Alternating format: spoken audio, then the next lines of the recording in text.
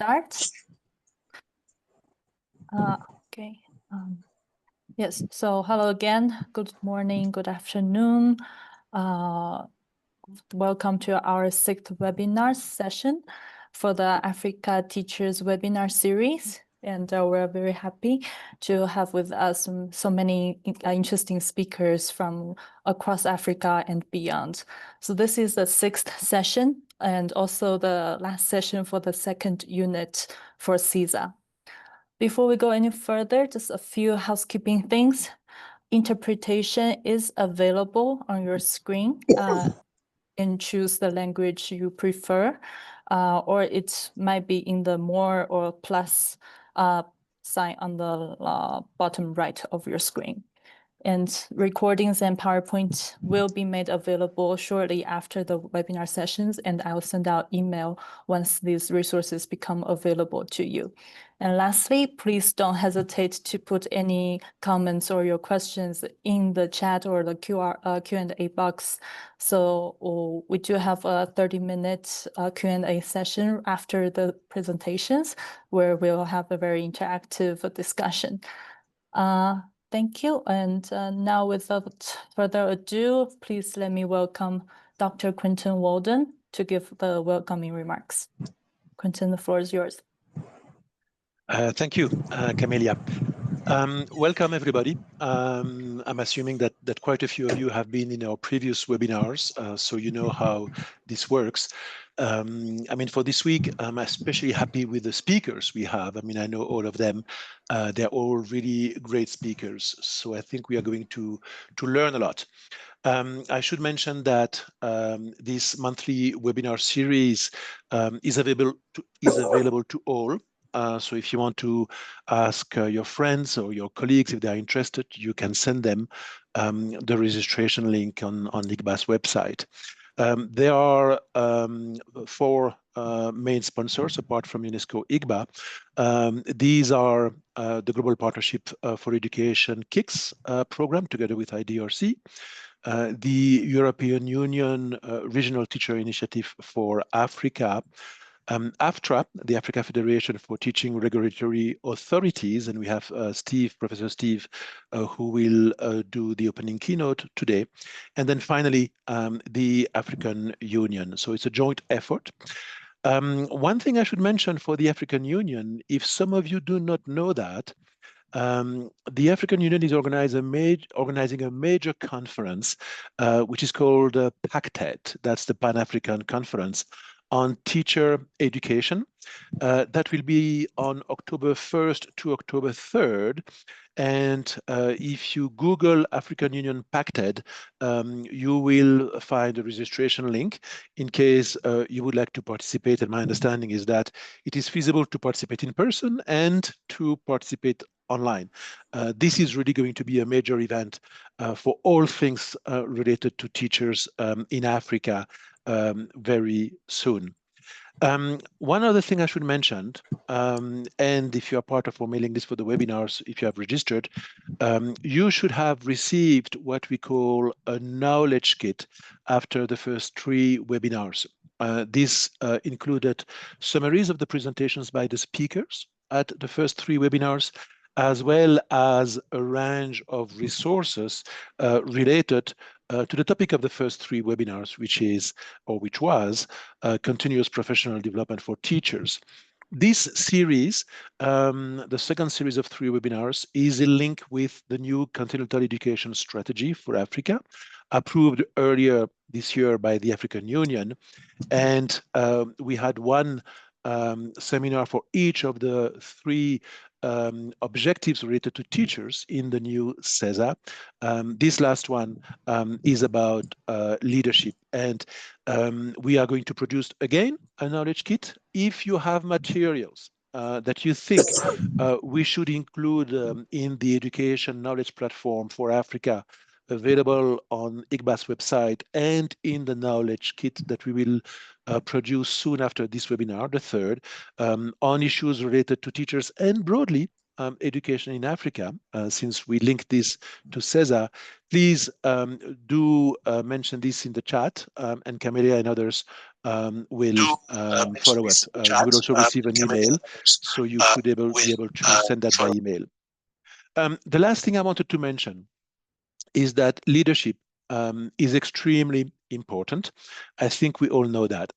But there's a reason why of the 3 objectives related to teachers in the new CESA of the African Union, leadership is featured, including female school leadership when in countries we don't have enough female school leaders. I think Professor Steve will mention that there is a new initiative that has been suggested by AFTRA to have some form of licensing for school leaders across Africa. And that also is related to one of the key goals of the African Union, which is to promote mobility of teachers and school leaders in the continent. I just want to mention that initiative will now really move ahead a bit faster. And the 4 organizations that are involved is, of course, AFTRA, the African Union, Education International, and I don't know whether Denise is here, and then NICBA. And so we will have a governance committee, but we will also have a technical committee. And if, as a representative of your organization, you would like to be considered for the technical committee that we will have for this Africa-wide school leader licensing initiative, please again send us an email. I think you should have received an email from Camelia or Liu Xuan in Chinese. And we then can consider you. We cannot welcome everybody, and we can only welcome people who represent their organization. But I wanted to mention that this will happen, and we welcome all the help and all the wisdom and advice that we can get. Let me stop here. Camelia, thank you again to all for joining us, and we will have a great webinar today. Thank you. Thank you very much, Dr. Quinton, and thank you for the preview for our next speaker, Professor Steve, who will give us a keynote speech. Steve, does it work for you? Okay. Yeah, we can hear you. Everyone. Yeah. Hello, everyone. My name is Steve Nwokocha, Executive Director of AFTRA, and I am very much pleased to be with you and to give keynote speech for this series that focuses on school leadership. And it's going to talk about frameworks, policies, and innovative approaches. And mine is not a technical presentation, but just to inspire you to understand how important school leadership is. And so we say school leadership is the foundation for schools of excellence. Imagine you have the best teachers and the best students, but not the best of a school leader. That's going to be a disaster. But imagine you have also the best school leader you can ever have, but with students and teachers that are challenged. I'm sure you will still do some bit of miracles. So however way we look at it, we cannot dispense with school leadership as key and critical. In most of the time, we've talked about teaching standards, teacher this, teacher that, and little emphasis is placed on school leadership. And that is little wonder why, many schools have also not measured up to expectation. And so recent literature and researches have continued to promote and bring to our own amazement how much school leadership has contributed. So school leadership has for too long been underrated. But this is the first time now, the right time for us to start, putting it where it belongs. Now, let me mention the issue of frameworks. There are frameworks, global, continental, national. Of course, we don't plan or develop education policies in a vacuum. And that's why we speak of frameworks. Frameworks are like consensus of critical operators. And so I draw your attention to the African Union 2019 School Leadership Standards and Competencies. Yes, that was cascaded from the global frameworks developed by Education International and UNESCO. Uh, there are standards and frameworks everywhere, but we are encouraged as Africans to look inwards and to also share standards and frameworks that could unite Africa and enable the states to have a bit of commonality, which will foster interoperability, harmonization, and cooperation. The African Union standards for school leaders, they are 7, and it's projected there, and the career stages are 4. And so you will be making the best of your standards by having a matrix of these standards versus the career stages. I'm sure those who are speaking in terms of technical content would do more justice to this. We expect you have frameworks to at the national level, but that framework at the national level ought to be related to the continental level. So much for frameworks. Let me also mention the issue of policies. Why do we need policies for school leadership? We need policies to stipulate benchmarks that will enable stakeholders hold school leaders to account, and as well as hold school leaders to build their professional capacities and to know exactly where they need support and where they do not need support. So policies on school leadership is extremely important. I'll just mention one. In the African Union Teacher Qualification Framework, it expects you should have had a master's degree. You should have also have taught a minimum of 10 years and risen to the career stage of at least a proficient, if not an expert, before you could be a school leader. Different countries in their context will have different policies, but it's important to make policies for school leadership. Before this time, people are naturally promoted into the position of school leadership as if it's a matter of age or duration of service. No, there are policies that we need to make it more inspiring and to make it more demanding.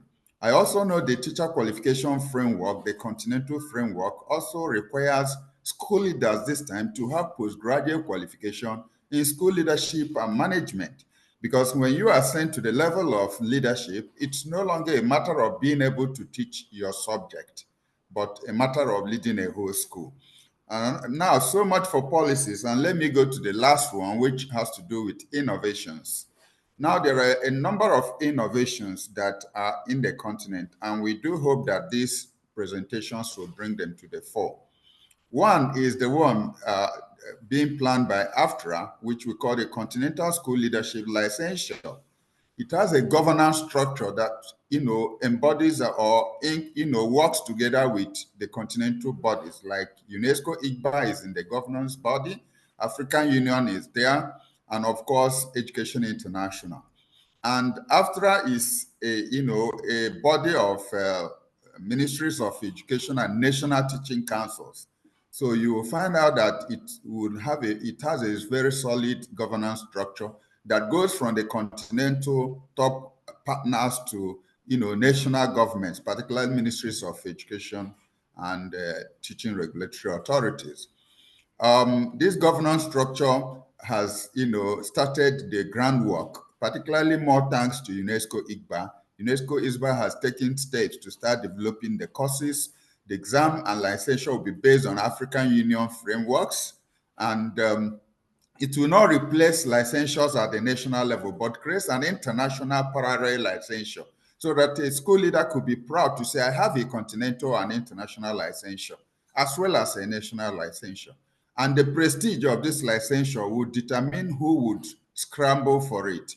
In accounting, you have your national accounting qualification, but you also have the global accounting qualification, where if you earn that global accounting qualification, you can work anywhere in the world. We are trying to create such an environment for school leadership so that people could be proud to say, we have school leadership licensure. And like I said, it will be based on continental frameworks. And I know the UNESCO IGBA, we have concluded that they would also set up a technical committee and invite members of this community of practice to volunteer on basis of their organization to represent their organizations in a technical committee on this Continental licensure. And lastly, the next and last best practice or innovation I want to mention is the UNESCO IGBA Shanghai Fit Project. Shanghai is a community or a metropolis in China that has given some fund to UNESCO. And with the capacity of UNESCO to develop the continent, it has been making best of that. So this project has focused on school leadership as well as teaching competencies. And for school leaders, it has mapped the whole country and developed technical guidelines on how best you can make sure your school leadership is well positioned. And countries are being covered, studied in depth, and supported technically. In West Africa, we have Liberia, we have Gambia, we have Sierra Leone. But in terms of mapping and the technical guidelines developed from this Shanghai Fit project, it covers the whole of Africa. And it is bringing on board a lot of innovations that we discover through situational analysis and through, mapping studies and then the technical guidelines we are giving. I have no doubt that speakers today would bring, more, exciting information about what is happening at their own areas and in their own context. And that is what this is supposed to be. And so at this point, I conclude by thanking all of you for keeping faith with this, series that is going on, and particularly with school leadership. And we look forward to very soon having you be very proud to have your own Continental licensure as a school leader. Thank you very much. Thank you very much, Professor Steve. Thank you for this great overview of the frameworks, policies, and the innovations, including the Shanghai Fit UNESCO IGBA project for leaders in Africa. I believe that would be a great segue into our opening presentation.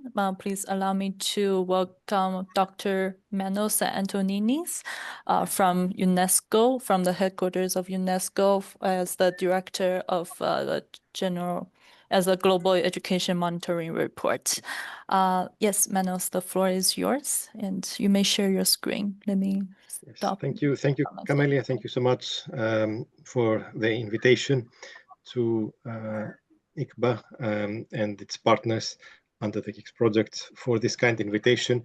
It's a pleasure to share with you from all corners of Africa and beyond the findings of the 2024-25 Global Education Monitoring Report that focused, in fact, on leadership in education.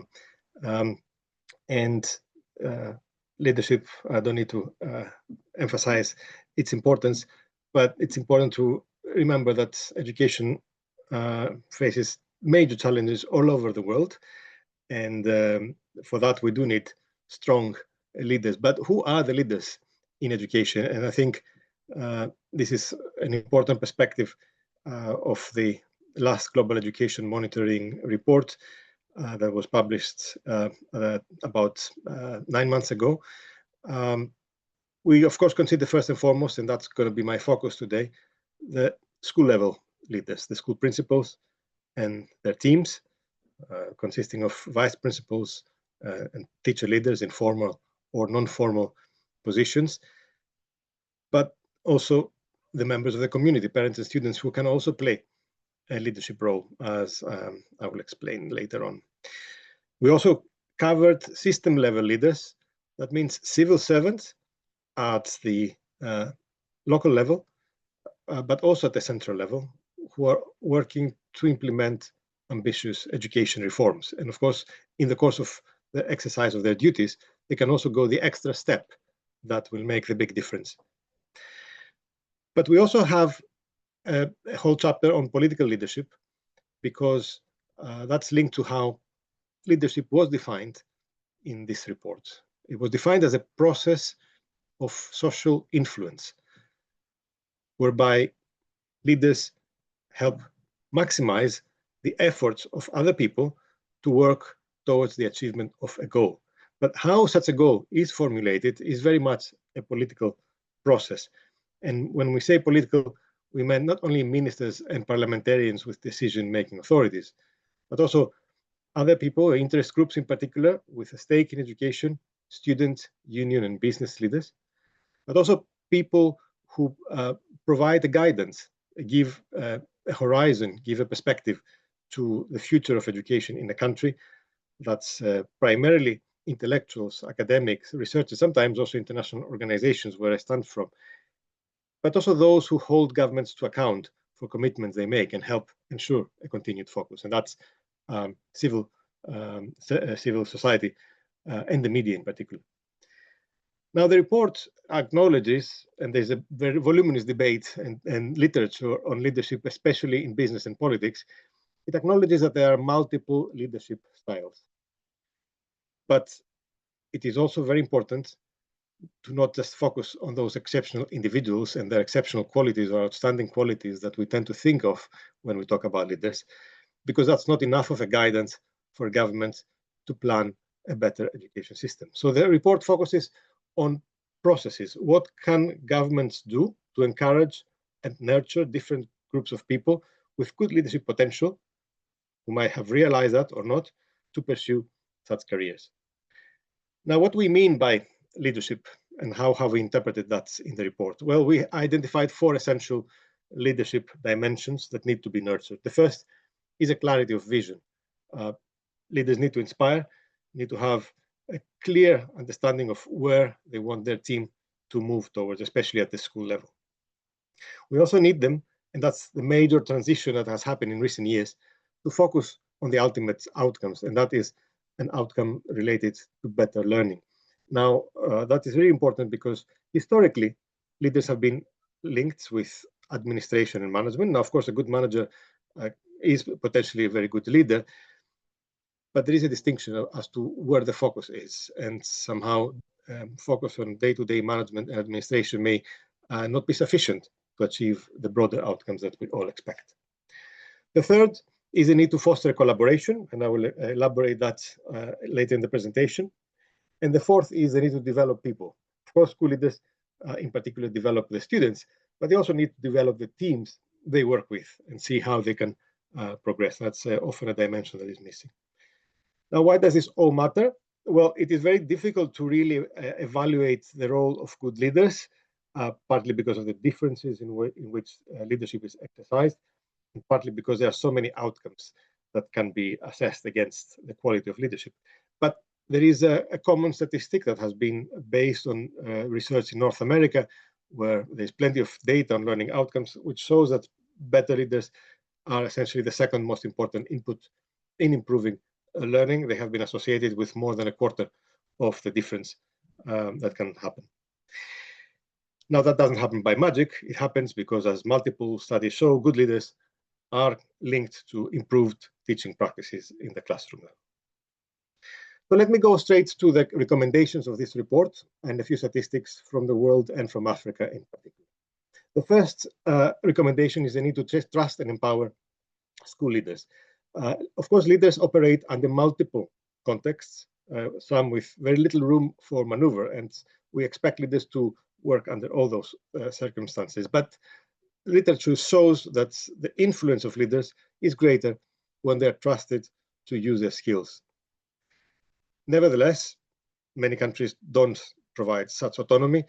For example, in higher education institutions, almost 40% of countries globally do not recognize their autonomy in their legislation. Now, autonomy by itself is not a panacea.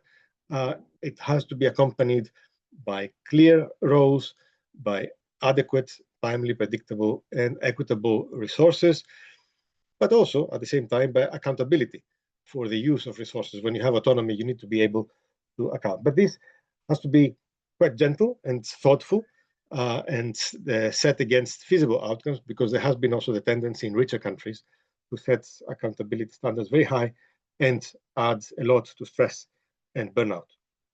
But it's true, globally we observe that the more autonomy school principals have, the higher the country's overall performance is in learning outcomes, notably in mathematics.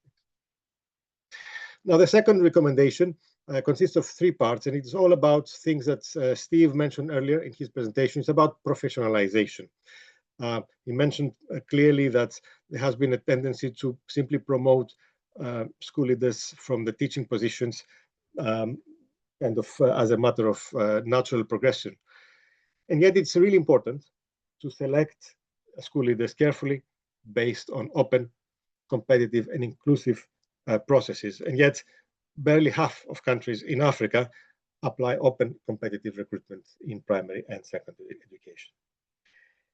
And yes, no one denies that school principals need to emerge out of the ranks of school teachers, but the best teachers do not necessarily make the best principals. Selection criteria need to be broad and diversified, and yet countries around the world have been relatively conservative in that respect. Barely a third of African countries specify management experience as prerequisites, and I think we would all agree that has to be part of the parcel. The second part of professionalization is the development, the preparation and continuous training of principals. Globally around the world, through our peer country profiles, on which I rely for many of the statistics that I report here, which is essentially a description of all more than 200 education systems around the world and their legislation and policies on school leadership, including preparation and development. A review of training programs as part of this information that we gathered shows that only 10% of pre-service training and 24% of in-service training covered at the same time as a package all four core dimensions of training that I mentioned earlier. Believe it or not, even in upper middle and high income countries, according to the 2018 TALIS survey, half of principals in these richer countries did not receive training before their appointment. In Africa, only half of the countries require pre-service training for principals, and globally, and also more or less the same level in Africa, only 31% of countries have induction programs for new principals. And these are critical because it is really at that initial stage, especially for women, that support, coaching, and mentoring is really key to succeed. Sadly, we also know that principals are forced to continue being administrators. It is hard to escape from that predicament. A study by the Global School Leaders, an NGO active in this field, showed that almost 70% of time in 14 middle-income countries was spent on such tasks. And even in high-income countries, where on average there is more emphasis on the learning outcomes, even there, principals have seen the time spent on those tasks reduce under pressure, under other pressures in recent years. The third part of professionalization is recognition. Standards, as Steve mentioned, are really very important. Even though we have the continental standards of the African Union, only about 38% of African countries have adopted standalone national professional standards or competency frameworks. And these standards are important because they can really help bring to the everyday practice the national priorities. And they can help shift the perception of principals and understanding that they're not just administrators, but really instructional leaders. They can also be used to guide the selection, preparation, and training of school principals. But there's a tendency to import standards from elsewhere. So the report emphasizes that it's important for these standards to be defined so that they are adapted to the local context and to have a formative objective to help these principals evolve professionally during their career. The last recommendation, which I mentioned essentially in the beginning, is about sharing, is what in technical terms is called distributed leadership. It is really important to not think of school leaders as heroes. Sharing responsibility is really important because it is a tactic and an approach of leadership that builds better schools. It's not just the school leaders, but it's also the role that deputy vice principals have and teacher leaders, but also how students, parents, and the community are invited and brought into the decision-making processes. Unfortunately, this leadership quality of collaboration is the least emphasized among the four I mentioned earlier. Only 38% of African countries that do have standards actually include collaboration in their definitions. Now that brings me to a closing part of my presentation. more focus on upcoming work. The report is called Lead for Learning. And there's a tendency when we talk of learning to relatively narrow down what we mean, usually measurable learning outcomes. And yet, increasingly around the world, school principals are called upon to ensure a variety of very important education outcomes. So we have used our regional and thematic editions that have followed the global publication of the GEM report on these other outcomes. In February, we published a report on Eastern Europe that looked, it was called Lead for Inclusion, and focused on how national education systems prepare their school leaders to develop an inclusive ethos in their schools. In April, we published the report Lead for Democracy, where we emphasized the issue of collaboration, distributed or democratic school management, and how important it is as a civic education in practice. And in May, we looked at the issue of gender, which I think was also mentioned earlier by Quentin, how important it is, how there's strong evidence that the lack of opportunities that women have for leading schools and education institutions, but also education administrations, has an impact on reducing essentially the school outcomes, because many talented women are not given the opportunity they deserve. And later this month, we'll focus on East Asia and the new responsibility assigned to school principals, which is how to implement ambitious digital education reforms. And let me close the presentation with a few words about our Africa edition that is meant to be launched in October, and it's part of our Africa Spotlight series. The Spotlight series, which is in partnership with the African Union and with ADEA, has been going on for the last 4 or 5 years. It is focused directly on primary education, and particularly the challenge of improving learning outcomes in the early grades. The first report in 2022, Born to Learn, set the general framework that you see in this graph, which shows 7 factors that we believe are very important, of which 4 were covered in the second edition in more depth. The report was published at the AFTRA annual conference last year, and focused on the alignment between curriculum, teacher education, and assessment in primary mathematics. But this upcoming cycle, which is going to culminate in the publication of a 3rd report in October, actually focuses on instructional leadership, also on the role of parents and communities. As is common practice, we focus on 5 countries in depth with research specific to them. These are 1 each from every one of the African Union regions: Morocco, Cote d'Ivoire, Cameroon, Kenya, and Zimbabwe, while we also cover 1 state in Nigeria, Kaduna. And the work involves 3 core inputs. First, there's a survey of about 60 primary schools in each of these 5 focus countries, where we have interviewed school principals on their beliefs, on their practices, and the support they receive on making the transition to instructional leadership, but also the perceptions of parents and their representatives on the functioning of the school and the operation of the school leader. And we have also interviewed district education officers in the sample areas, both the administrators, but also those who are involved in inspection and school support. And finally, there are desk reviews, including also the peer country profiles. This edition is actually published in partnership with the African Union and the African Center for School Leadership, and I think we will hear more about that in a minute.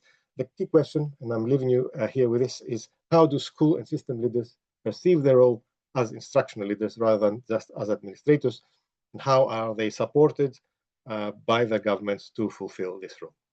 And with these thoughts, I would like to thank you again very much for the kind invitation and for bringing me to your very vibrant community. Thank you.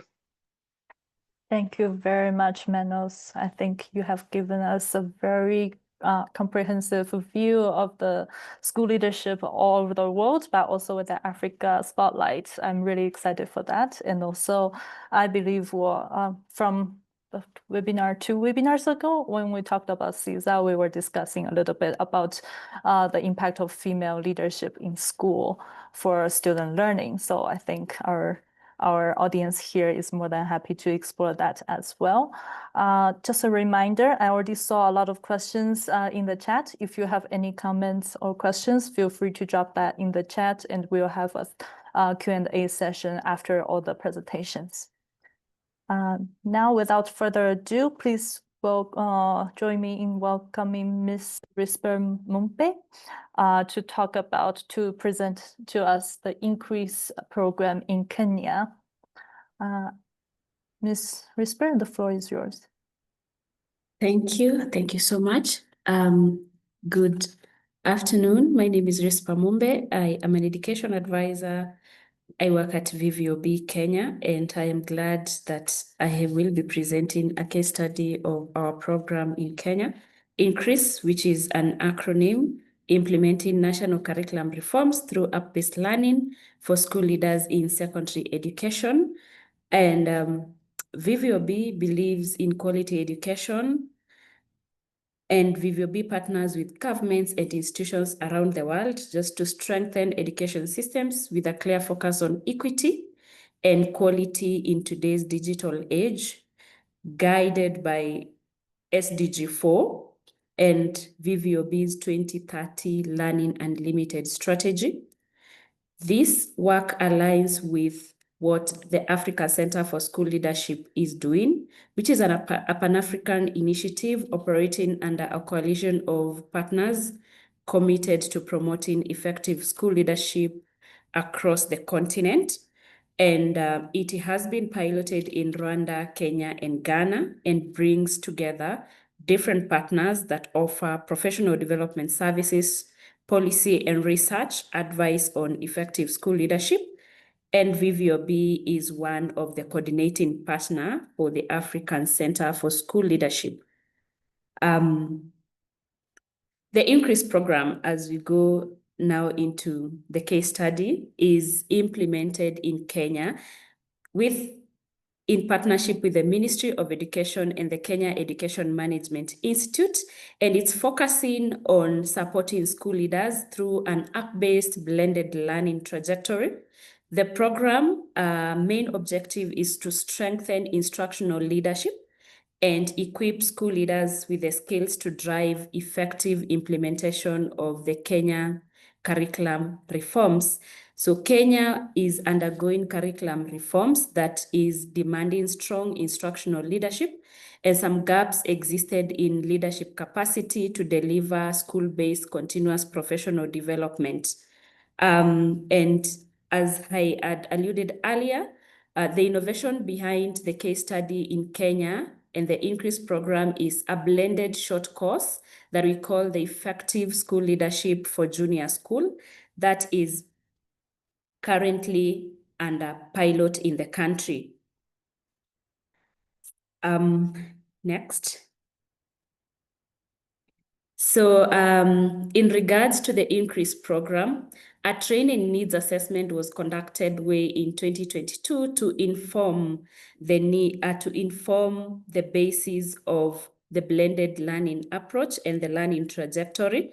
And this training needs assessment aimed to assess school leaders' readiness to implement the competency-based education at junior school and inform the design of a targeted instructional leadership training program in the country. Some of the key findings from the training needs assessment was that 45% of school leaders had laptops and could use them unaided, compared to 94% of school leaders who had smartphone and were very comfortable in using the smartphones. That informed the decision to go for a mobile app-based learning approach to enhance continuous professional development for school leaders in the country. Further, it showed that the TNA showed that 82.7% of secondary school leaders and 70.7% of primary school leaders lacked the capacity to mentor teachers on competency-based education components, including competency-based assessment and the career pathways, respectively. Our response was geared towards adopting a blended continuous professional development guided by the Blend On Guide. And the Blend On Guide is a practical tool for designing impactful, context-responsive blended learning journey developed collaboratively by partners in the Global South and North. And that is the guide that has been used to come up with the effective school leadership for junior school that combines both in-person and online sessions in the learning trajectory. The Kenya Education Management and VVOB, in partnership with the Ministry of Education in Kenya, developed a module learning management system and a branded app that is available on Google Play Store for the school leaders to engage and learn on their mobile phones. Next. And on the implementation, the Increase program is a pilot program that has been implemented in 3 pilot cohorts, with cohort 1 and cohort 2 successfully completed and cohort 3 ongoing.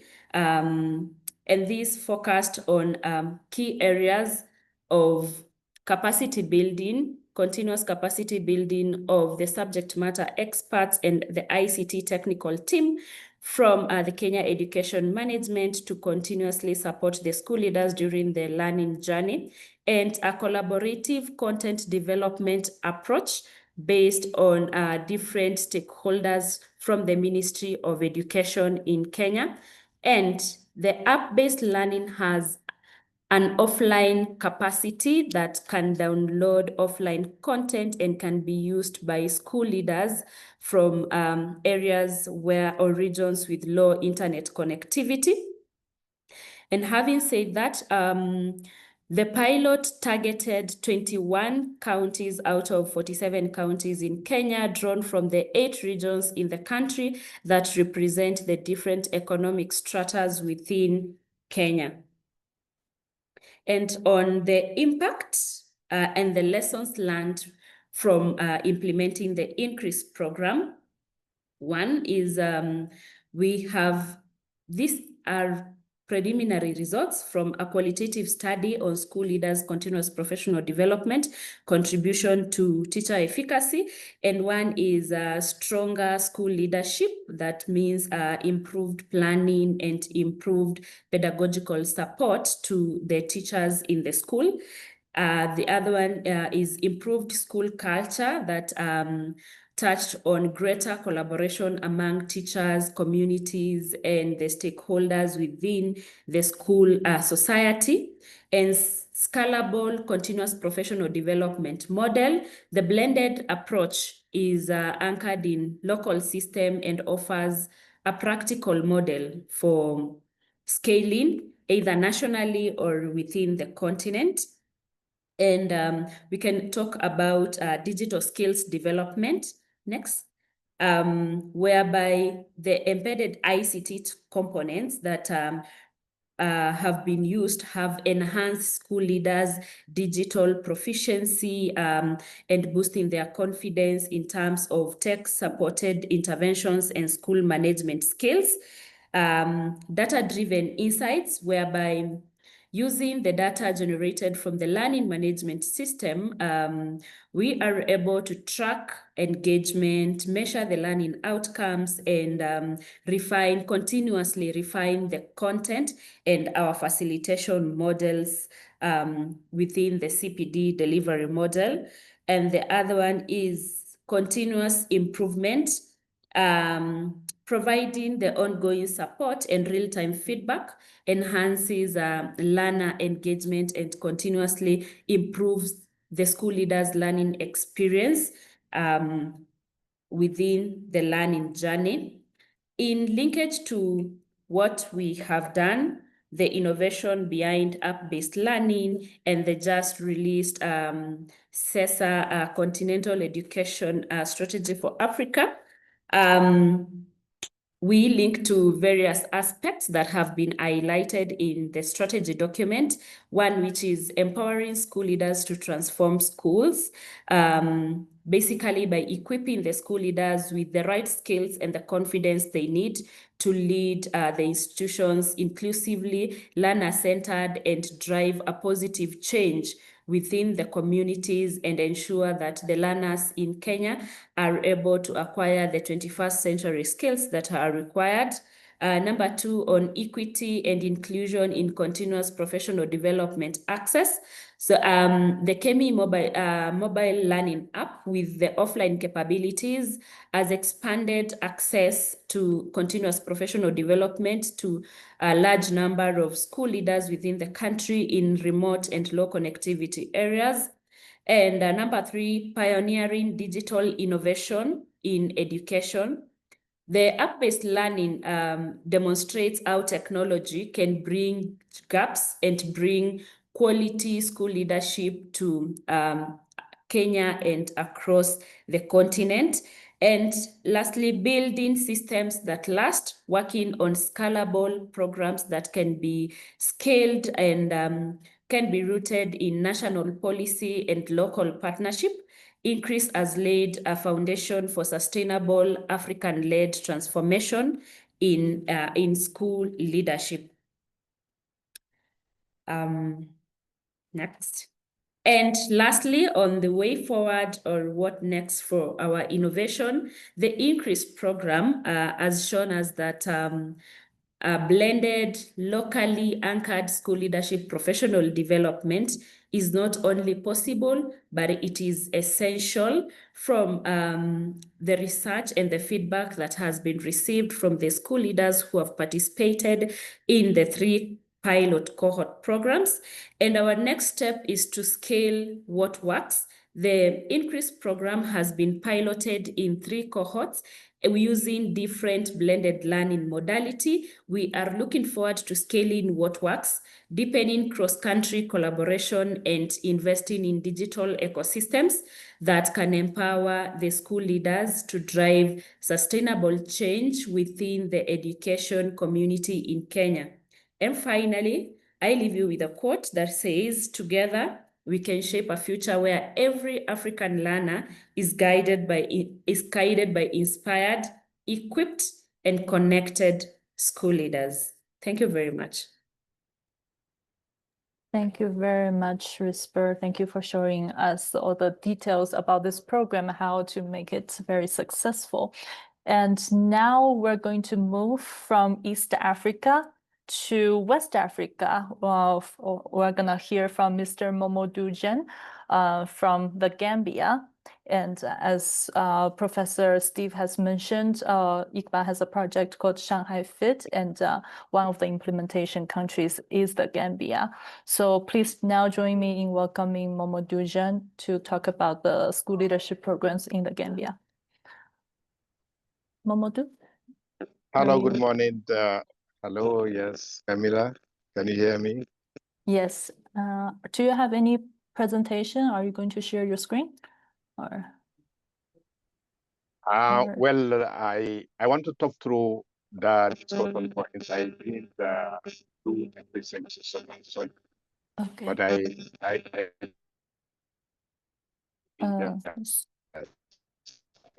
sorry, Momodu, you are a little breaking.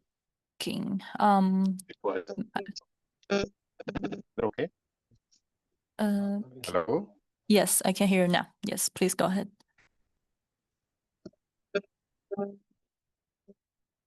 Oh, thanks very much. Gambia, like many others, also willing to address the issue of school leadership. For instance, in the Gambia, we used to promote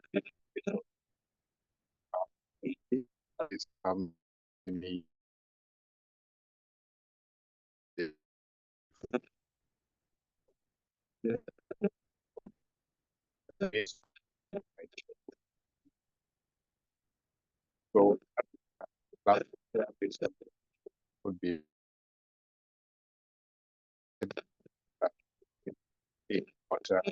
have the necessary becomes a challenge. One, there is no clear pattern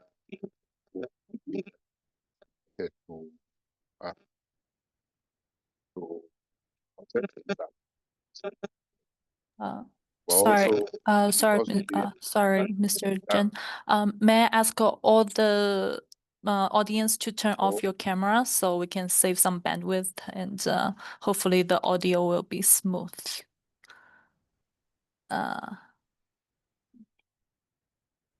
Yes. Please turn off your camera so we save some Can you hear bandwidth me? for Mr. Momodu. Yes, I can hear you better now.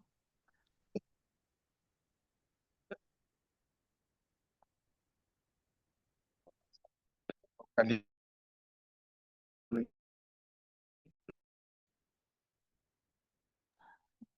It's still breaking. Maybe we can move to the next speaker first, Momodu, so you can find better internet connection. I'm really sorry about this. Does that work for you, Momodu?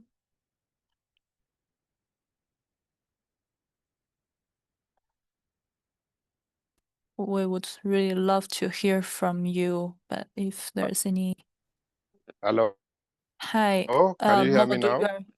yes, you're better now. Oh, okay. Okay, That's please go good. ahead. Like I said earlier, yeah. So teachers are usually just promoted from the classroom and given schools to head when they will not have received any preparation for that leadership position, either from the pre-service training that they receive from teacher colleges or universities, but also not giving any in-service training when they are given such position. That has been the practice in the Gambia until recently, when we realized that those school leaders need some kind of preparation. And that is how we came up with this leadership training program that is delivered at MDI for our school leaders. And the training program would last for between 9 months to 1 year. And this has been found to be very successful in preparing our school leaders to better develop the skills and competencies they need as school leaders. But in addition to that initiative that is happening around the training of school leaders at MDI, we have also, through the support we received from the Shanghai project, looked at how we develop professional standard framework for teachers and school leaders.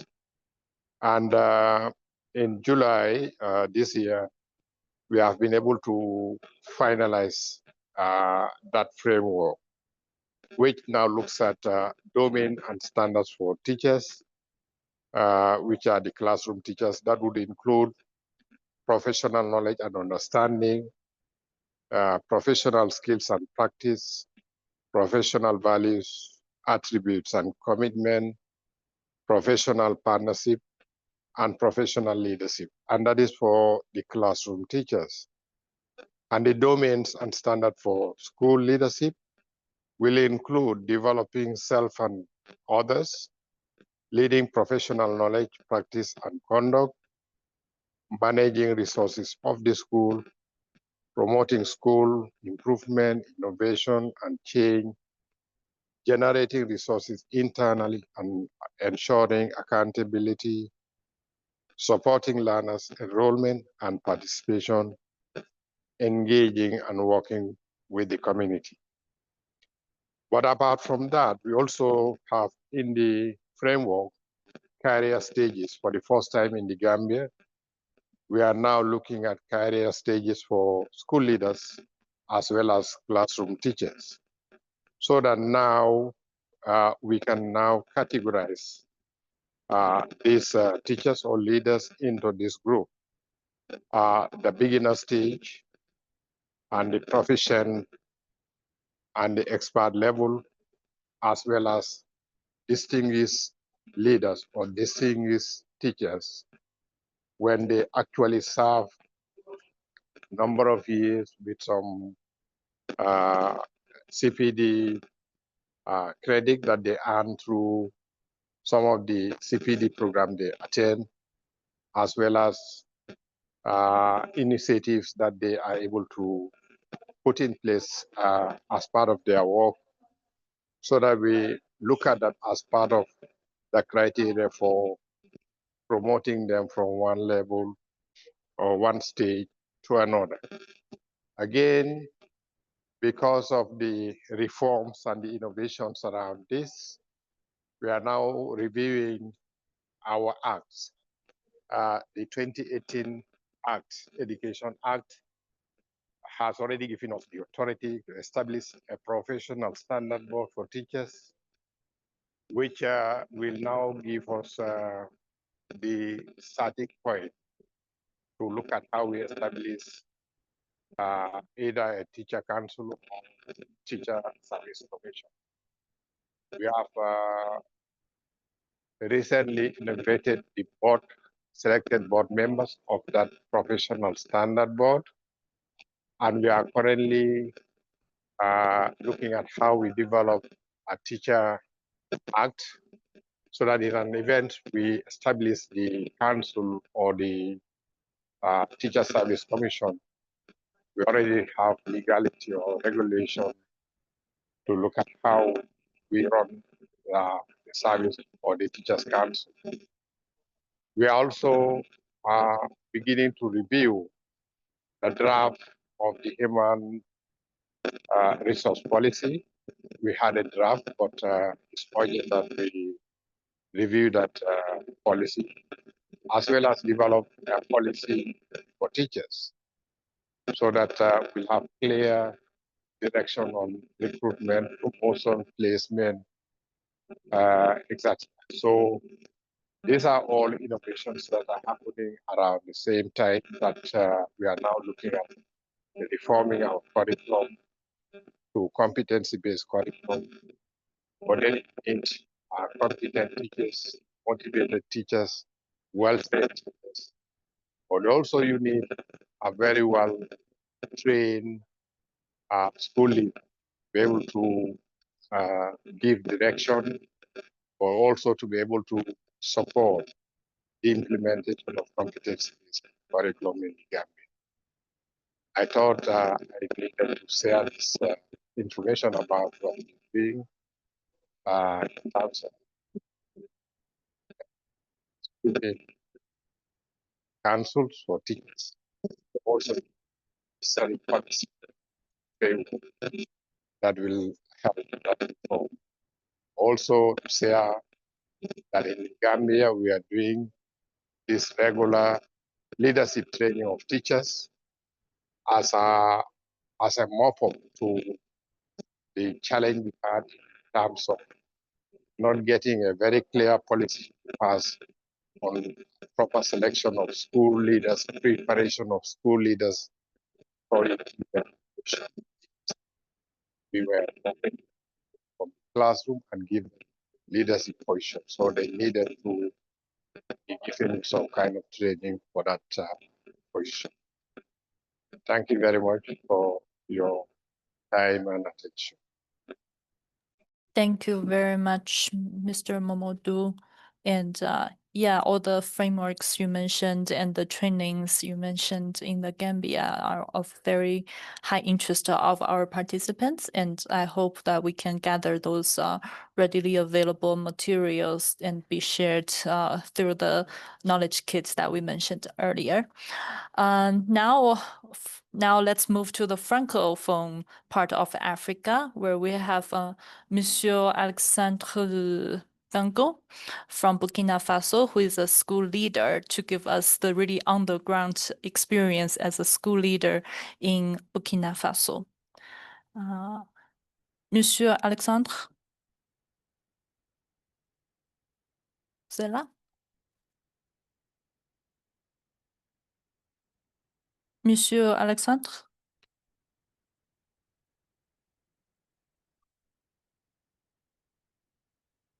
Attendez.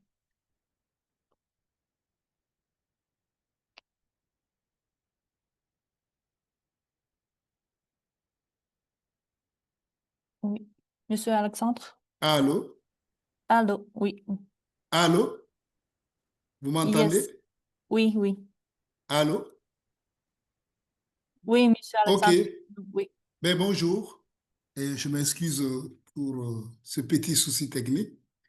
Alors, je voudrais remercier les organisateurs pour m'avoir invité à partager mon expérience de chef d'établissement. Je suis Bingo Alexandre, donc chef d'établissement au Burkina Faso. Alors, pour l'expérience que je vais partager, alors, je l'ai, disons, mis sous le thème suivant, le leadership du chef d'établissement, des défis à relever pour une réussite éducative. Et je vais aborder ce partage d'expérience-là en deux parties. Donc, nous proposons deux parties. La première partie, quels sont les défis auxquels nous avons été confrontés en tant que chef d'établissement? Comme c'est un partage d'expérience, alors en tant que chef d'établissement, je voudrais partager les défis que j'ai affrontés. Et la deuxième partie, j'essaierai de montrer les impacts du projet éducatif de l'établissement dont je suis responsable, le lycée Saint-Luc de Banfora, et en quoi certains aspects de ce projet-là ont un impact donc, sur les apprenants en termes de réussite éducative. Alors, en amont de la première partie, je ferai une brève présentation donc, du lycée avant donc d'aborder donc les défis. Et en aval pour la dernière partie, une conclusion dans laquelle je montrerai que le leadership du chef d'établissement est un déterminant transversal qui réjaillit sur tous les autres aspects de la vie de l'établissement. Alors, pour la première grande partie, les défis auxquels nous avons été confrontés en tant que chef d'établissement. Alors, je m'en vais d'abord vous donner quelques caractéristiques de l'établissement dont nous avons la responsabilité en tant que proviseur. Alors, c'est un établissement privé, privé catholique, créé en 2012. Il est situé à Banfora. C'est la région du Burkina plus proche de la Côte d'Ivoire, au niveau juste au sud-ouest. Donc, l'établissement est un établissement d'enseignement général avec une série scientifique et littéraire, donc qui va donc de la sixième année, de la classe de sixième jusqu'en terminale avec l'obtention du baccalauréat. La devise, l'amour du travail dans la discipline et la persévérance. Alors, les effectifs des apprenants, et il est important de souligner cela, pour l'année scolaire écoulée, c'était 540, dont 80% de musulmans. Donc, une école privée catholique qui reçoit 80% de musulmans. Alors, je signale aussi que c'est une école performante en termes de résultats et quelques, disons, les résultats de l'année scolaire en cours, disons l'année scolaire passée, pour l'examen donc de fin du premier cycle que nous nommons le BPC. Il y avait 56 candidats présentés, tous admis, dont ils ont fait 100%. Au baccalauréat, 76 candidats, tous admis. C'est une performance singulière dans la région des Cascades et même, disons, dans le pays, pour une performance où des élèves sont tous admis à l'examen et surtout au premier tour. Alors, et le palmarès du lycée, le lycée détient donc les meilleurs résultats à l'examen de fin d'année dans la région des Cascades. Donc, la région où se trouve le lycée. Et cela depuis 2016, où il a présenté ses premiers élèves au BPC et au bac 2019. Alors, voilà un peu. Mais maintenant, l'expérience dans cet établissement nous avons affronté donc des défis. Alors, et avant de parler de ces défis, nous donnons une définition du leadership à partir de notre expérience. Pour nous, un leader scolaire, c'est un stratège et qui, à partir donc des défis éducatifs liés à son temps et à un espace donné, incarne une vision pour apporter des solutions idoines. Et c'est très important. C'est un stratège. Ensuite, le leader est un visionnaire. Il porte un projet et il entraîne les autres, les acteurs de l'éducation, vers sa réalisation. Donc, voilà un peu la définition que nous pouvons retenir à partir donc de notre modeste expérience. Et de cette définition ressortent donc les défis et les exigences auxquels nous avons été affrontés. Et les défis que je vais souligner, ce ne sont pas des vertus que je porte, mais c'est des exigences auxquelles j'ai fait face en tant que responsable d'établissement. Alors, un responsable d'établissement, un leader, doit incarner la vision éducative de l'établissement. Il doit se l'approprier. Voilà. Il doit se l'approprier. Cette vision est exprimée à travers le projet éducatif. Et il doit savoir où il conduit les autres. Et éduquer, c'est justement de l'étymologie ex-ducere, c'est faire sortir quelqu'un d'un point A vers un point B, faire sortir d'humeur de la personne. Et cette vision doit être claire au niveau du leader que les autres sont appelés à suivre. Alors, un autre défi, c'est le défi donc de la magnanimité. Et le leader doit avoir une certaine grandeur d'âme et avoir des idéaux très élevés, des idéaux nobles très élevés pour pouvoir les proposer aux autres. Et plus les idéaux sont élevés, mieux les acteurs sont performants. Et c'est très important que le leader ait, disons, cette grandeur d'âme, cette vision haute des choses. Et bien sûr, le contraire de la magnanimité, c'est la pusillanimité, donc l'étroitesse dans la vision, qui peut plonger toute l'équipe dans ce sens inverse. Alors, en plus donc de la magnanimité, l'autorité du leader doit être fondée sur son exemplarité. Un point très, très important, surtout dans notre contexte au Burkina Faso, où la jeunesse est un peu désabusée, manque de confiance aux responsables, aux aînés. Alors, le leader, dans un cadre d'éducation où il conduit des jeunes, il doit fonder son autorité sur son exemplarité. Offrir donc au corps enseignant, aux apprenants, le spectacle de la cohérence entre ce qu'il dit et ce qu'il est. Et ce qu'il dit doit parler plus fort. Ce qu'il est plutôt doit parler plus fort que ce qu'il dit. Et car, comme le disait un éducateur, les jeunes écoutent beaucoup plus les témoins que les maîtres. Et s'ils écoutent les maîtres, c'est parce qu'ils sont d'abord des témoins. Et les leaders doivent incarner cela. Ils ne se contentent pas d'enseigner et de dicter, ils entraînent. Un autre défi, c'est le défi donc d'être au service des autres. Le leader doit être un être au service. Voilà, le chef d'établissement doit déployer ses compétences, qu'elles soient managériales, pédagogiques, ses qualités humaines au service de ses collaborateurs et des apprenants. Donc, quelqu'un qui est au service. Et c'est un défi permanent d'être toujours au service des autres. Il doit faire aussi preuve de créativité constante. Et c'est une qualité, je dirais, indispensable à un bon leader. Et il doit être capable d'adapter sa vision à de nouvelles réalités. Et surtout dans un monde d'échange et un monde qui change constamment, le besoin d'inventer pour faire face aux nouveaux défis éducatifs est une qualité indispensable. Alors, Donc, voilà rapidement quelques défis, quelques vertus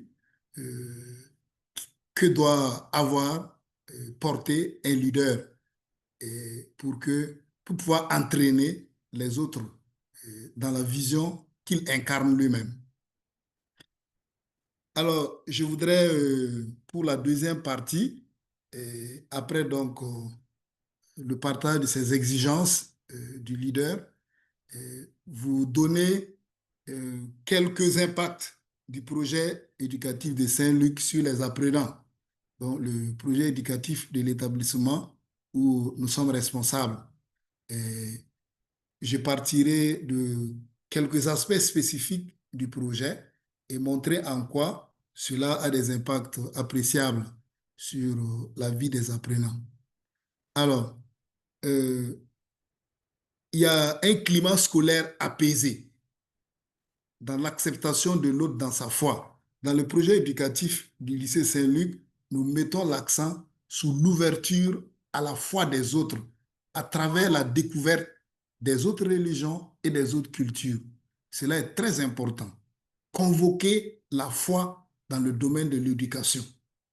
Et c'est très important parce que la foi mobilise l'être de l'homme. Et il est important qu'on éduque cela à la cohésion sociale.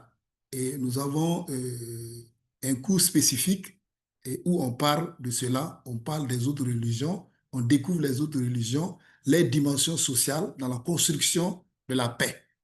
Et que ce soit l'islam, le christianisme, la religion traditionnelle africaine. Donc, il y a une ouverture qui permet l'acceptation de l'autre tel qu'il est.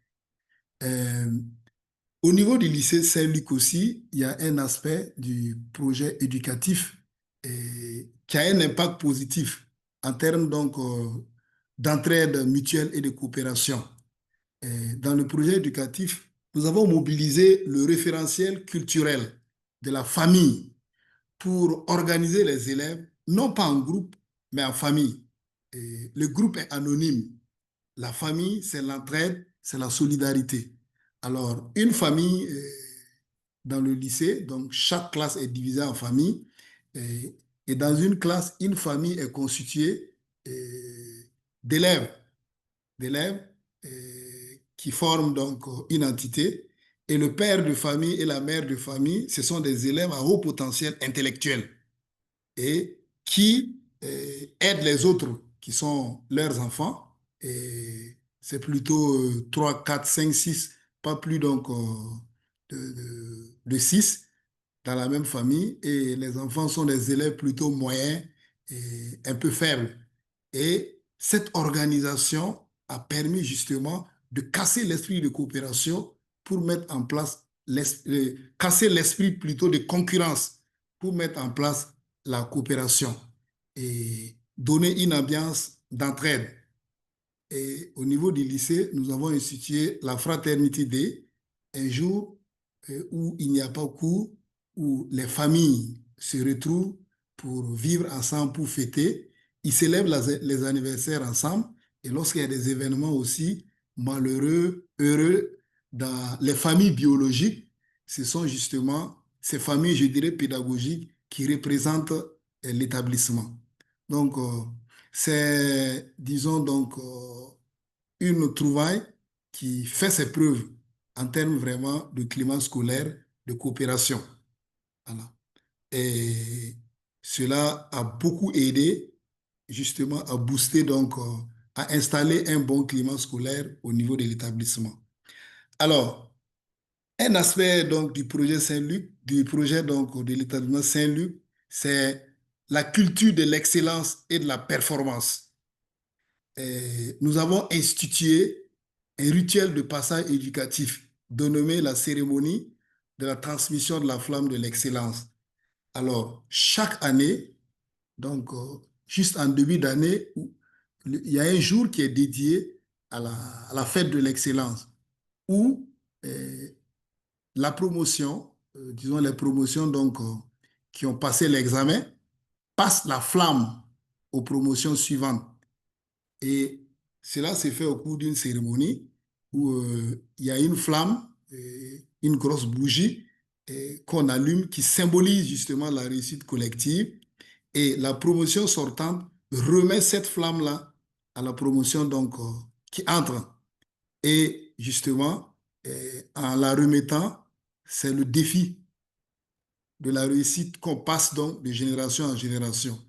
Et ce rituel a beaucoup influencé la culture de l'excellence et de la performance.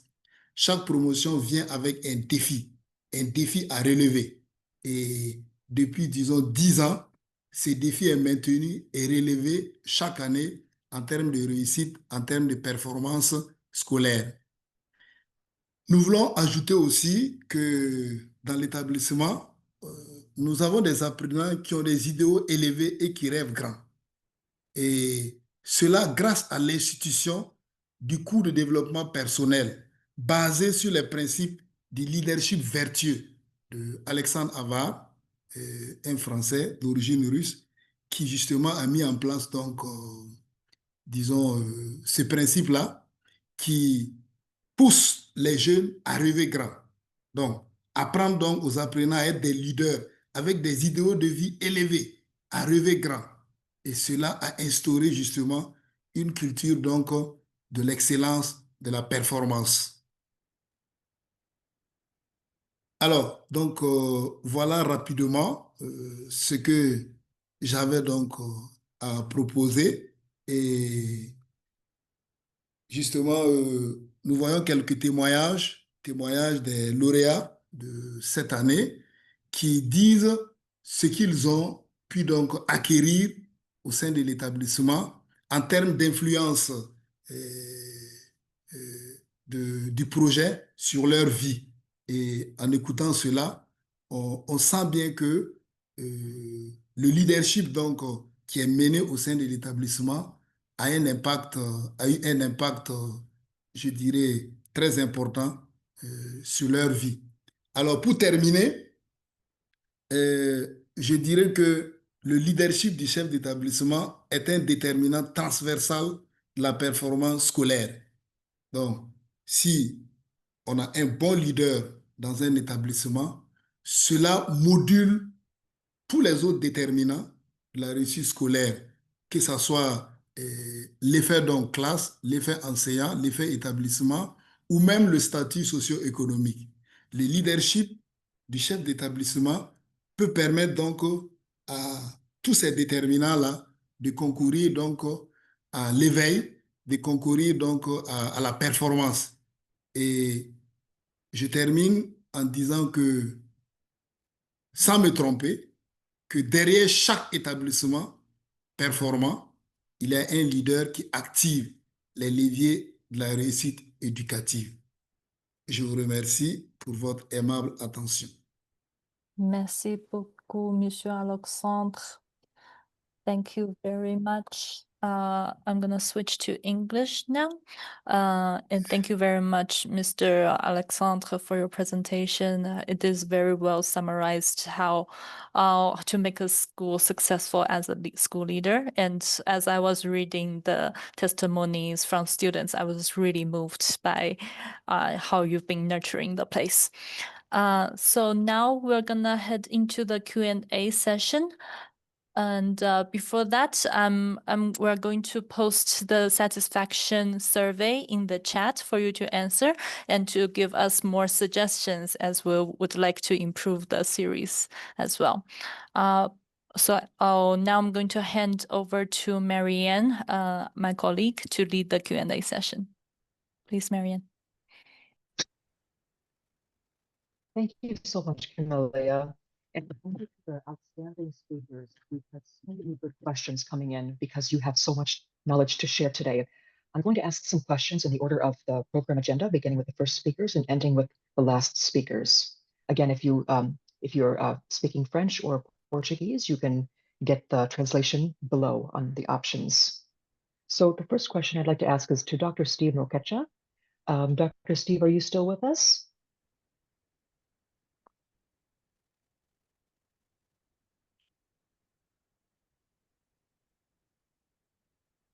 Dr. Steve Nokecha, are you still with us? We have a couple of questions for you. Just confirming first that you can hear me. I think Dr. Steve has other engagements, but we can collect the questions Okay. and I'll ask him in an email. Okay, sounds good. So the next question then I would ask to Menos. So we had a couple of good questions. I want to begin with one from Daniel Levan. So the question to you, Menos, is, are there notable examples of promising practices in Africa or even elsewhere where school leadership is divided into two clear roles, one focusing on pedagogical leadership and one more on administrative work? The manpower and cost implications would have to be considered, of course, but this divide between the workload of the principal is the question. So one examples where the role is well divided into pedagogical leadership and administrative work. So yes, I think Daniel also asked a related question as to how do we prove the effectiveness of that. So let me respond for those two questions jointly. The big transition is, of course, that's one that you just described between administration and instructional leadership. Now, the lines between these two are also quite fine. Some people may argue, and I think with good justification, that a good administrator, a good manager, is a prerequisite for also leadership in general. The two are not inconsistent, and I think it's easy to see how good management skills can really help bring a school forward, create the conditions also with the right management of people. But I think there was also a more general question, and I think it was also asked by Helmut Mesila about how do we prove that? And I think I hinted to that question early in my presentation. It is really very difficult to evaluate the impact of principles. Even the term good leader, effective leader, successful leader is debated hotly between experts. There are many outputs. I try to explain that also. There are multiple units of observation.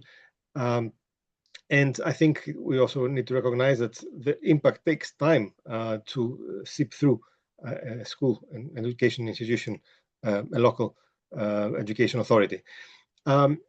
Generally, the references that exist from countries, mainly in the global north, that have the resources to dedicate to that, show that, or try to prove the impact of school leaders by showing that they have been able to express a clear vision, so that association has been made, that they have shown a clear interest in developing their teams and clear impact on developing instruction methods.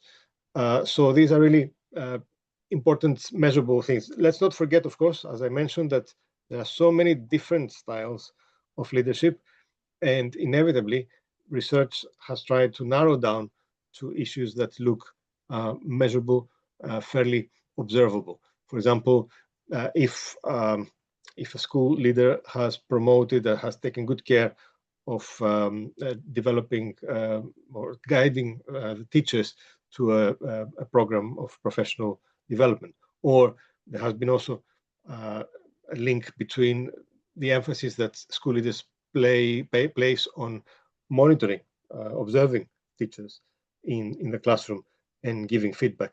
But these are all quite complex tasks. We don't expect research in Africa perhaps to have the resources to dedicate, but there are, I think, essential building blocks for understanding how principals actually have that channel of influence on education systems. If I may, I also noticed a couple of other questions. I think there was one question by Dr. Ouattara on women and the role of women. How do we prove that? Again, I provide a hint. I think the parts of the world where we observe a biggest impact of women on learning outcomes is low and lower middle income countries where women have traditionally been excluded from such leadership positions. I mentioned that because it may give a hint that if the analysis, if the research is not thorough, this correlation may simply pick the fact that women, as I think was also hinted in the question, are more likely to be teaching in urban, relatively more wealthy environments, and therefore it's natural that some of the outcomes are positive. But there is also, of course, the possibility that I explained in my presentation, that because women have been excluded from leadership positions, it's only really the very best that manage to make it to the top. And therefore, what we see is a selection effect. It's because we have relatively less talented men making it to that position compared to fewer very talented women that actually make it to the top. If there was parity in this position, maybe that impact of women on leadership outcomes, on education outcomes, may not have been as prominent. And I think that's also a general point to make. It is hard to think that men or women are intrinsically better in delivering better education outcomes. I think we have to be very careful. What education systems need to keep in mind and take into attention is they need to monitor whether promotion decisions are equitable, whether selection panels are free of bias and are trained to not have biases, and whether women are supported through formal or non-formal mechanisms to overcome the real obstacles they encounter, especially in more challenging environments. And I can also add the link from the gender reports in the chat for people who may want to follow a little bit our thinking on that front. Finally, I gave a link on the chat box on our country profiles on the peer website. I gave the example of Rwanda as a country with a well-tested set of national standards that I think our colleagues at VVOB also helped the government establish, but which the government has really taken on board. And where I should also add, the government has not shied away from actually trying to carry out research that shows the extent to which such investment in school leadership has been effective, and it has been effective to some extent. Thank you very much.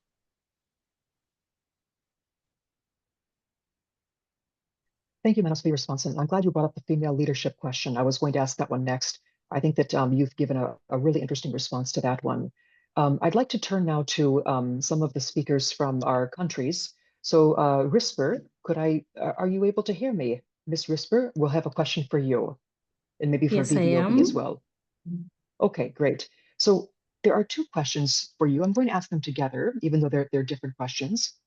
So the first Yes. question, how does VVOB differentiate between individual and country or regional needs when supporting school leaders in transitioning from their from administrative roles to becoming truly instructional leaders who can actively influence teaching and learning outcomes? So again, how does VVOB differentiate between those individual school leaders' needs and also the country or regional needs when when supporting school leaders in their transition from administrative roles to truly transformational, truly instructional leadership roles? That's the first question. And the second question is if you could comment on the link of the lack of or the inadequacy of quality assurance mechanisms or the lack of implementation of quality assurance mechanisms on the education system in Kenya, and how your project has considered that lack of quality.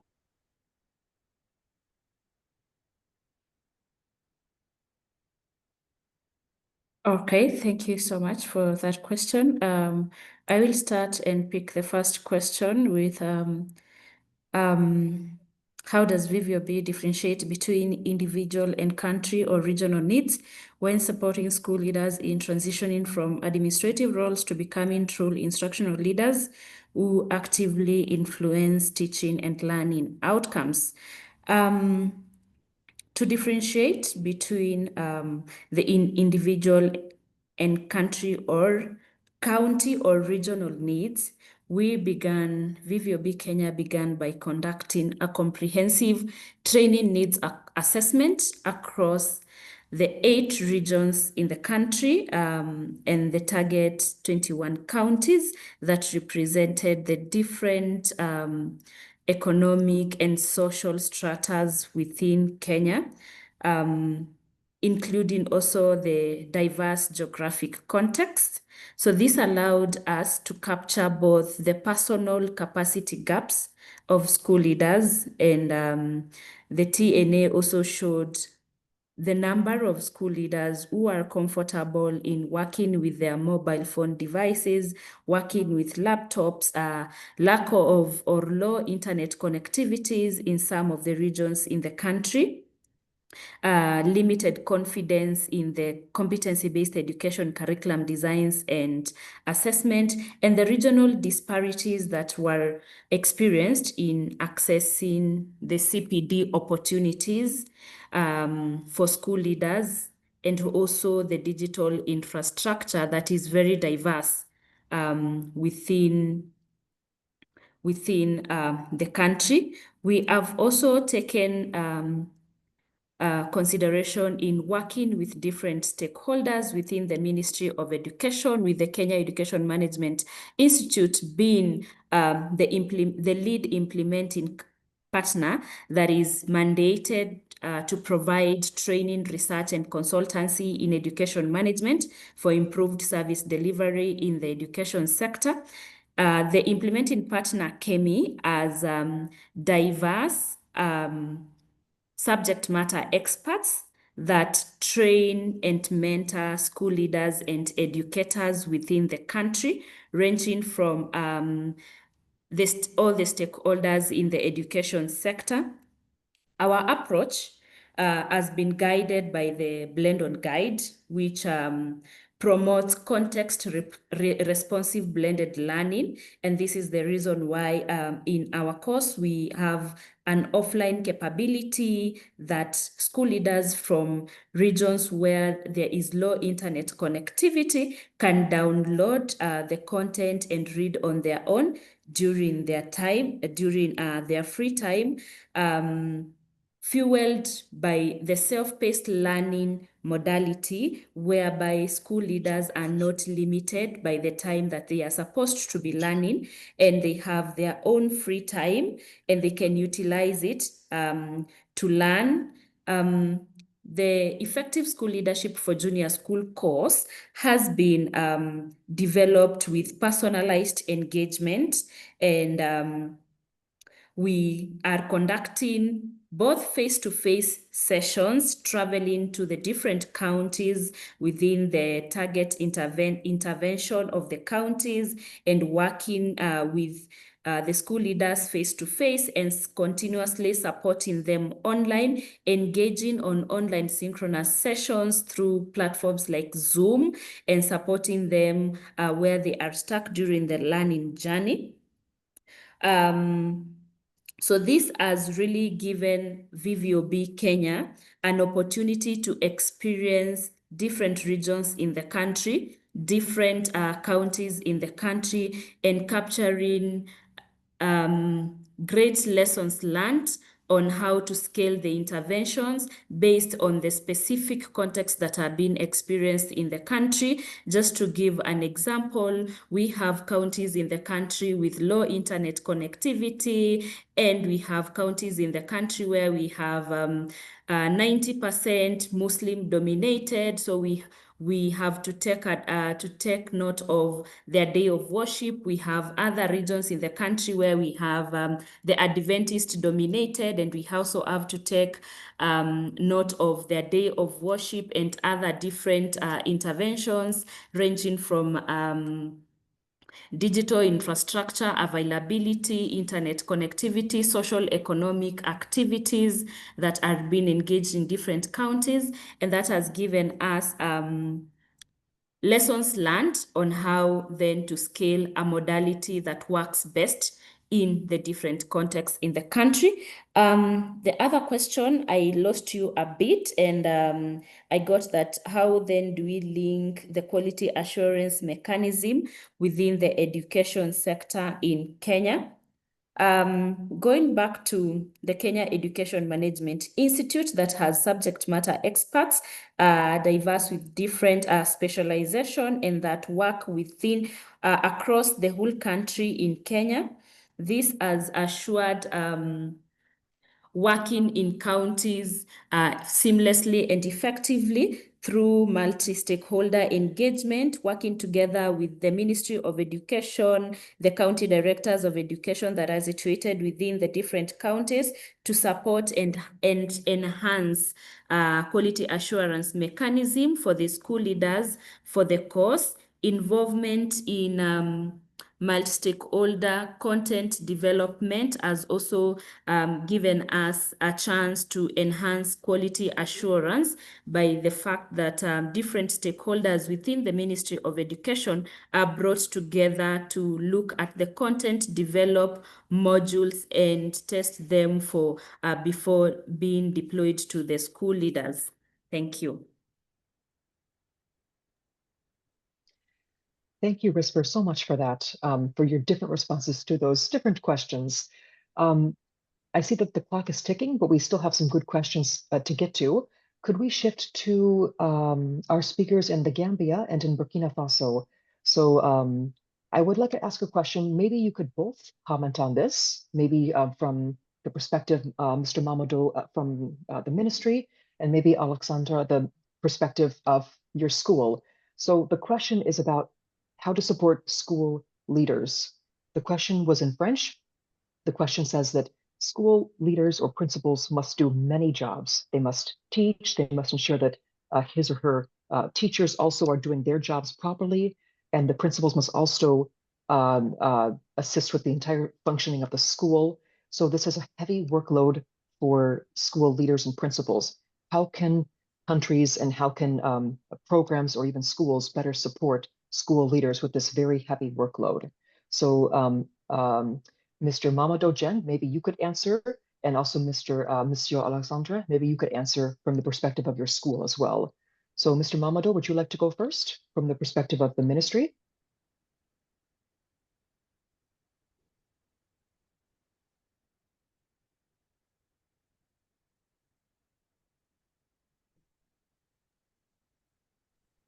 If Mr. Mamadou is not there, maybe Alexandre, you could begin with your response about the school leadership heavy workload for school leaders.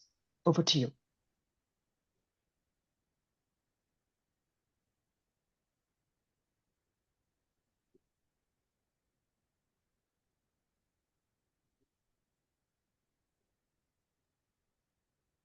Sorry, maybe I wasn't clear. Monsieur Alexandre, would you like to say how in your school experiences, Hello? Hello? how have school principals and school leaders been able? Yes, over to you. Yes, I was muted. Hello, this is Momodou. Yes, Yeah. yes, Mr. Mamadou. Yes, if you'd like to answer first.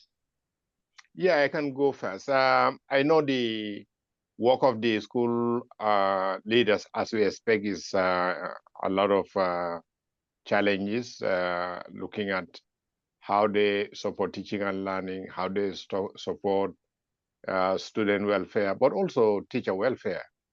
And that is all the reason why school leaders must be well prepared for that position. And that is why we are giving this training to head teachers. But in addition to the training that we give them, to prepare them very well to understand how they can provide the necessary support, not only administrative, but also pedagogic support to teachers in the classroom. We feel the additional support we are giving them is the visit by the cluster monitors. In our country here, we have instituted a cluster monitoring system where we identify schools and we consider that a cluster. And we assign a trained cluster monitor to be regularly visiting these schools so that they support, they backstop head teachers and identify the challenges that they have. And they link them up with support system. If they need training on what areas, and they can locate where this support can be sought from, whether at the level of the district level, that is regional education office, or if they need to reach out to central offices with the different directorates and units that can provide the necessary support to the head teachers. That is one way I believe the school teachers or school leaders could be supported. Regional offices as well are regularly visiting schools apart from the cluster monitors. They are regularly supposed to be visiting schools and then identify some of the challenges that head teachers are facing, and see if this is something that they can support at their level, or is something that they can escalate to the level of central offices. Thank you. Over to you. Mr. Mamadou, thank you for that. So we got a response, a perspective from the ministry. Monsieur Alexandre, I'd like to ask you the same question, if you'd like to take it, about how do school leaders, school principals, maybe with your own experience, deal with this very heavy workload, these many different roles that a leader has to take on, and what kind of solutions can you propose for how to have more support for school leaders to deal with their workload? Monsieur, over to you.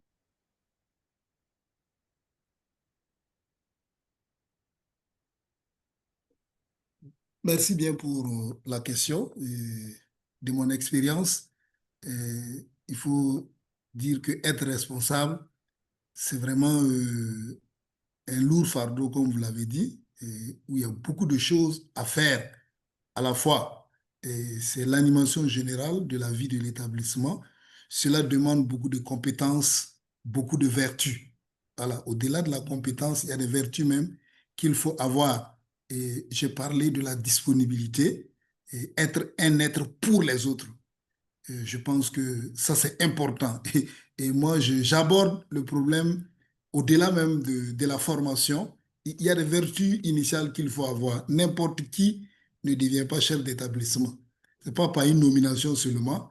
Moi, je pense que une des solutions, il faut vraiment qu'on puisse non seulement former les gens, et que ce soit aussi des gens qui ont des dispositions naturelles à cette tâche-là. Et cela est très, très important. Parce que ce que est donc l'établissement à l'image souvent de son leader. Et pour moi, l'accent doit être mis, bien sûr, sur la formation, mais au-delà de la formation aussi, chercher à acquérir, moi je dirais, des dispositions personnelles. Et c'est cela aussi où on peut, à un certain moment, faire appel à certains éléments de la culture, où on se met à la disposition des autres, le sens du service. Voilà, le sens du service total. Et je dirais que cette notion aussi est importante donc dans la vie du chef d'établissement. Donc, accent sur la formation, mais aussi, et je parlais même de vocation, de prédisposition aussi à ce travail-là. Voilà, ne devient pas chef d'établissement qui veut, mais qui peut. Et souvent, il faut vraiment s'y mettre. Il faut s'y mettre et mettre beaucoup d'accent sur la formation, l'accompagnement. Merci.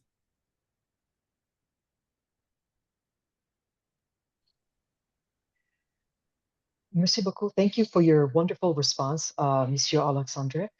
Could I ask you one more question before we, one more question to you? Oui, So pas de there was souci. Pas de souci. yes, I hope you can Oui, hear me. je suis dispo. Yeah. Allez-y. So there was another question. Someone commented that Oui. they noticed that you have 80% of your students are Muslim, although it's a Catholic institution, and they were commenting on how this is could be beneficial to the school and to the students, so that diversity.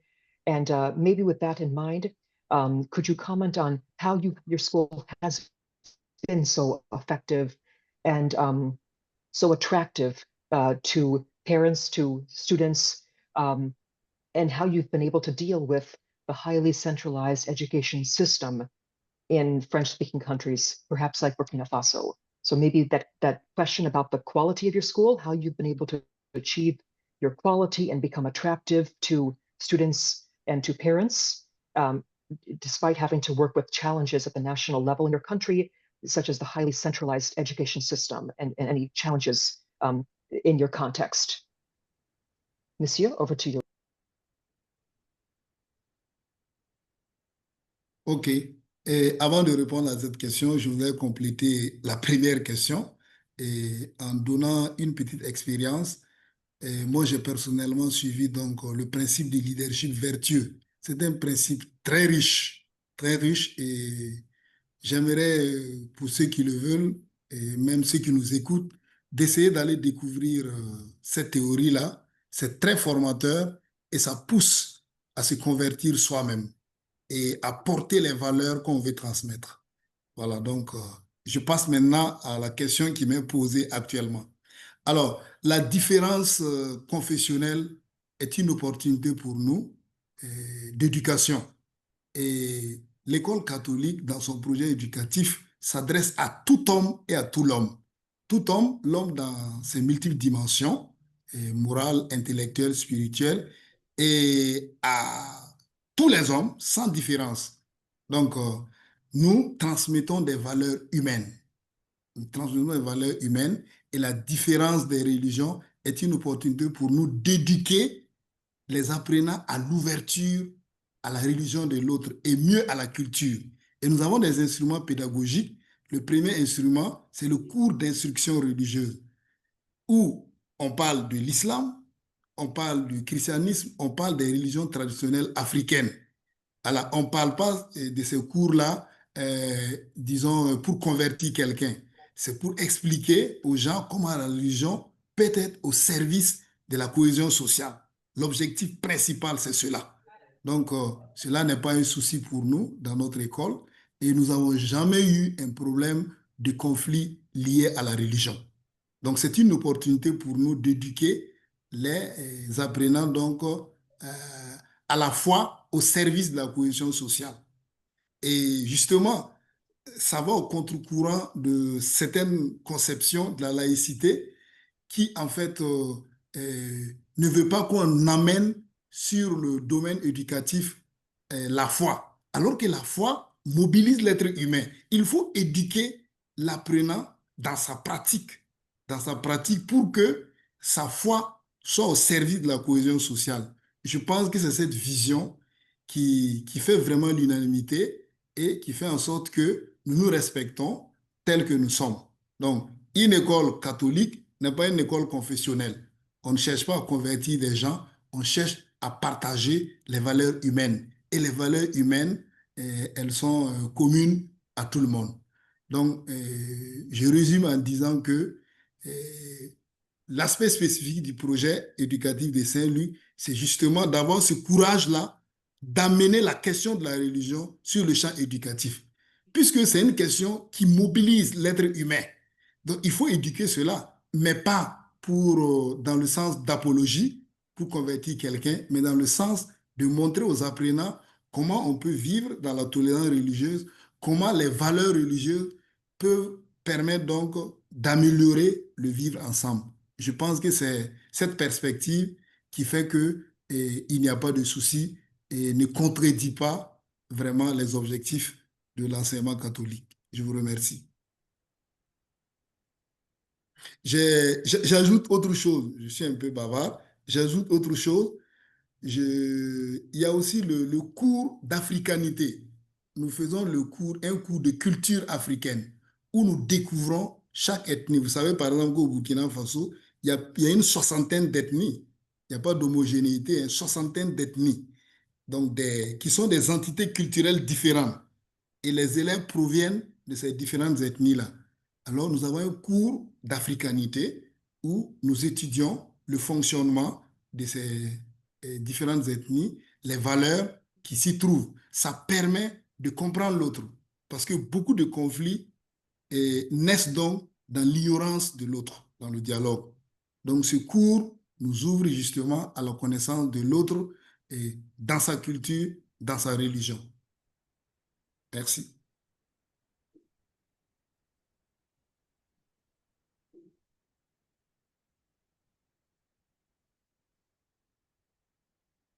Allô? Thank you. Thank you very much, Alexandre. And thank you to all the speakers and Marianne for facilitating this great Q&A session. I believe a lot of the questions are addressed. And if there are any further questions, feel free to drop in the chat and we'll try to get the answers from our speakers and compile a list of questions and answers for you. And now I'm really glad to invite Sophia Ashibala, the head of education division at the African Union Commission, to close this great webinar session. Sophia, please. Thank you, Camilla, and please allow me to express our deep appreciation to all our speakers and participants who really made this conversation rich and forward-looking. Today's dialogue has really reinforced what we at the African Union have long held to be true, that effective school leadership is foundational to the transformation of education system across our continent.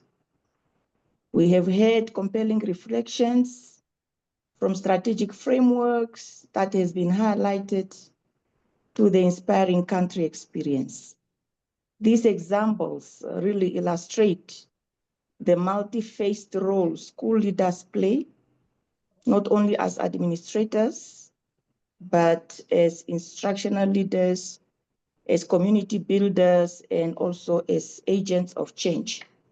It is also encouraging to see how innovative approaches and contextually grounded policy are beginning to shift the narrative on leadership from mere management to visionary guidance and inclusive excellence.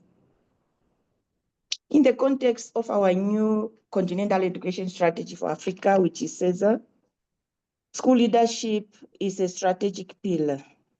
The African Union will work to ensure that investment in school leadership are backed by robust policy frameworks, targeted capacity buildings, and opportunities for peer learning across our member states.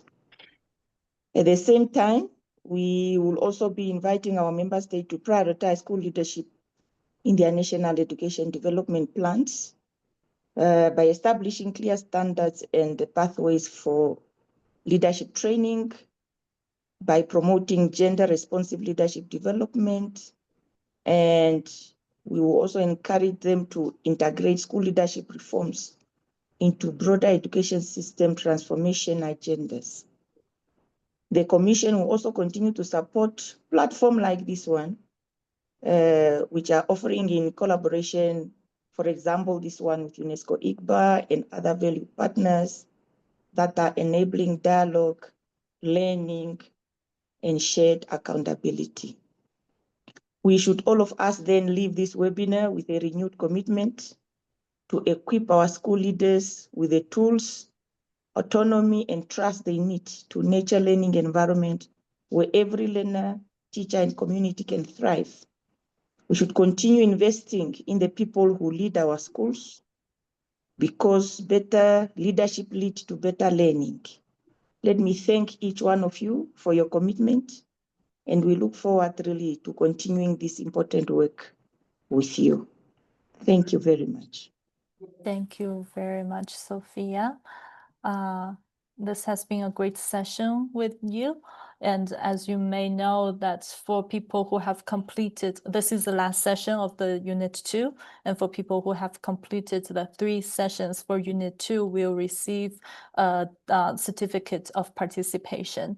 And please give us some time to prepare those, and we'll share that shortly. And as I mentioned before, we have the satisfaction survey in the chat. If you have any suggestions and want to also show your appreciation of the series, or we're more than welcome to hear that. And lastly, as you can see here, we have quite a few resources for you. For one, there's the Africa Education Knowledge Platform, which hosts the documents related to education in Africa, and it's evolving as well. We also will make the recording of this webinar available, as well as the 5 previous ones are already available on our website. And there's also the other resources from KICS that may be helpful for you as well. Yes, let me conclude this one. And for your information, our next webinar unit will be on education for health and well-being, with one session about disability and inclusive education, one session about teacher professional development regarding education for health and well-being. And so the last one will be on the launch of Healthy and Happy Learners Global Initiative. And if there are other topics that you're interested in, please answer that in the survey, and we're more than welcome ideas for the next series. Now, thank you all for being here, and we look forward to seeing you again for our next webinar. Once the information is available, I will share with you via email. Thank you. Thank you all. Thank you, everyone.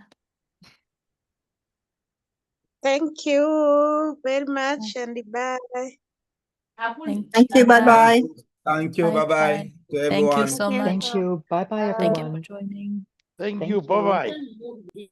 Thank you. Thank you. Bye. Bye-bye. Bye for now. Bye. Thank you. Bye. Hope to see you again. Merci, Monsieur Alexandre. Thank you. See you next time. Thank you. Yes. Bye-bye. Very Thank much. you. Thank you Bye-bye. all for joining. Thank you. Bye-bye. Thank you. Bye. Thank you all. Thank you so Okay. much.